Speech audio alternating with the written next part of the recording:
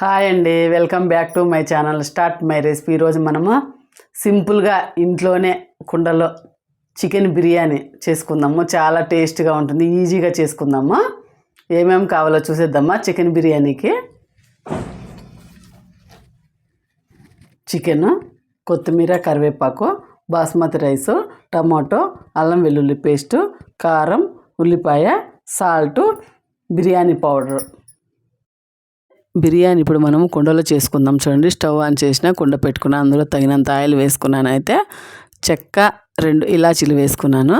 అందులోనే సన్నగా కట్ చేసి పెట్టుకున్న ఉల్లిపాయ ముక్కలు వేసుకున్నా. చూడండి, అందులోనే అల్లం వెల్లుల్లి పేస్ట్ మనం అప్పుడప్పుడే వేసుకొని దంచుకుంటే చాలా బాగుంటుంది. రోట్లో దంచుకొని వేసుకున్నామంటే ఉల్లిపాయలు, అల్లం వెల్లుల్లి పేస్ట్ పచ్చివాసన పోయేదాకా ఫ్రై చేసుకుందాము. అందులోనే ఒక టమాటో అయితే కట్ చేసుకొని వేసుకున్నాను నేను. చూడండి, ఫ్రై అవుతున్నాయి. ఇప్పుడు మనం అందులో మూత పెట్టుకొని 2-3 నిమిషాలు ఉడికించుకుందాము. టమాటాలు, ఉల్లిపాయలు పచ్చివాసన పోయేదాకా, మెత్తబడేదాకా ఫ్రై అయ్యి చూడండి. ఇప్పుడు అందులో మనము కొద్దిగా అంతా గరం మసాలా వేసుకున్నాను నేనైతే. చికెన్ అయితే చూడండి, అయితే 1/2 kg, కొంచెం తక్కువ ఉంటుంది.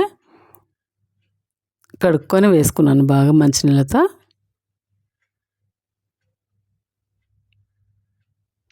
కుండలో చేయడం వల్ల చికెన్ అనేది బాగా మెత్తగా ఉడుకుతుంది, మంచి టేస్ట్ ఉంటుంది.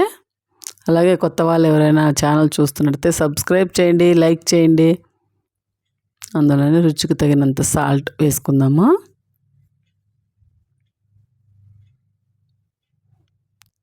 సాల్ట్ అయితే వేసుకున్నాము కదా, అందులోనే టేస్ట్కి తగినంత కారం అయితే వేసుకుందాము. ఒకసారి అంతా కలిపేసుకుందాము. మనం అల్లం వెల్లుల్లి వేసాం కాబట్టి కొద్దిగా కారం తక్కువే వేసుకోవాలి, ఘాటు ఉంటుంది అనేసి. చూడండి, ఈ కుండలో చేసుకోవడం వల్ల తొందరగానే అయిపోతుంది వంట అనేది. అందులోనే ఒక 2 టీ స్పూన్లంత పెరుగు వేసుకుందాము. అందులోనే బిర్యానీ పౌడర్ వేసుకుందాము 2 టీ స్పూన్లంతా. చూడండి, ఒక 1/2 నిమ్మకాయ పిండి వేసుకుందాము. ఒకసారి అంతా కలిపేసుకుందాము. నిమ్మకాయ, పెరుగు వేయడం వల్ల కానీ చాలా టేస్ట్ ఉంటుంది. అయితే 1 కప్పు రైస్ తీసుకున్నాను, బాస్మతి రైస్. ఇప్పుడైతే నేను 2 కప్పులు నీళ్ళు అయితే పోసుకుందాం. చూడండి, సరిపోతుంది. మీరు ఏ కప్పుతో బియ్యం తీసుకుంటే ఆ కప్పుతో 2 వేసుకున్నారంటే సరిపోతుంది. అందులోనే కొత్తిమీర, పుదీనా వేసుకుందాము, కలిపేసుకుందాము.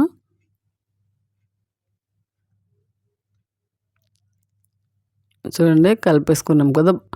వాటర్ అనేది బాగా మరగనిద్దాము, మూత పెట్టుకొని ఒక 5 నిమిషాల వరకు. చూడండి, మనం మూత తీసి చూద్దాము. ఆయిల్ అయితే మరుగుతున్నాయి కూడా. అందులోనే ఒక 1/2 టీ స్పూన్ అంత నెయ్యి వేసుకుందాం. మనమైతే నెయ్యి వేసుకున్నాం కదా, ఒకసారి కలిపేసుకుందాము.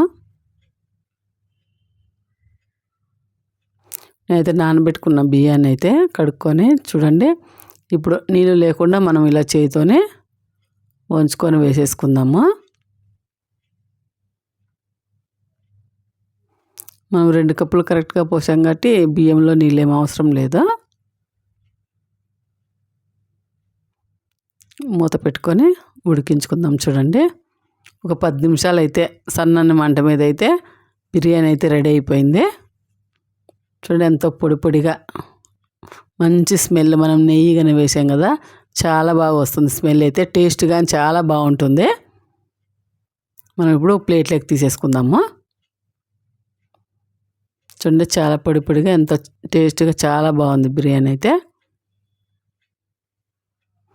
చికెన్ కానీ చాలా బాగా ఉడికిపోయింది. మనం ఇప్పుడు అందులో మనం కబాబ్ అయితే నేను కబాబ్ పౌడరు, నిమ్మకాయ, కొద్దిగా పెరుగు అన్నీ వేసి కలిపి పెట్టేసుకున్నాను. కారము సాల్ట్ వేసుకొని ఒక 5 నిమిషాలు ముందు అయితే కలిపేసుకున్నాను కదా. ఇప్పుడు మనం ఆయిల్ పెట్టుకొని ఆయిల్ హీట్ ఎక్కింది కదా, కొద్దిగా ఆయిల్లో వేసుకుందాము. చూడండి కబాబ్ అయితే రెడీ అయిపోయింది. ఒక ప్లేట్లోకి తీసేసుకుందాము. బిర్యానీతో పాటు కబాబ్ కూడా కొంచెం చేస్తే బాగుంటుందనేసి కబాబ్ చేస్తున్నాను.